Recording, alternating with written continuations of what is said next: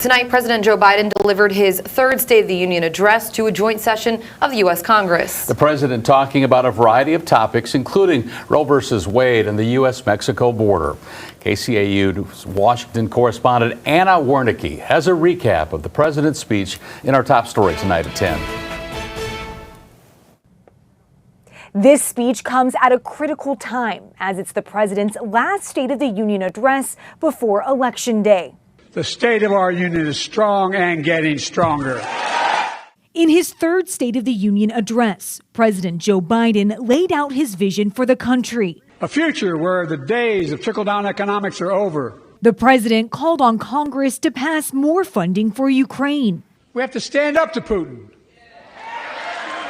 Send me a bipartisan national security bill. President Biden also announced plans to add a port in Gaza that will be used by the U.S. and partners to get aid to Palestinians. No U.S. boots will be on the ground.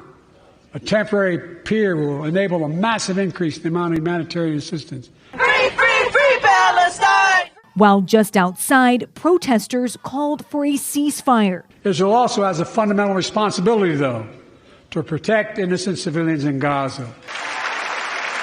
Democrats rallied behind the president as he criticized Republicans' efforts to decrease access to reproductive health care. Like most Americans, I believe Roe v. Wade got it right. Alabama Republican Senator Katie Britt delivered the Republicans' rebuttal, focusing on where she says the administration fell short. The president hits the road tomorrow to Philadelphia for a campaign event. For now, in Washington, I'm Anna Wernicke. Back to you. And already several Siouxland lawmakers are responding to the president's State of the Union address this evening. Iowa Governor Kim Reynolds released a statement on the president's address, saying in part, quote, 3 years of Joe Biden has led to record inflation, an open border, crime, and the destruction of America's image on the world stage. Biden wants us to believe nothing is wrong, but that couldn't be further from the truth. Iowans and Americans know it, end quote.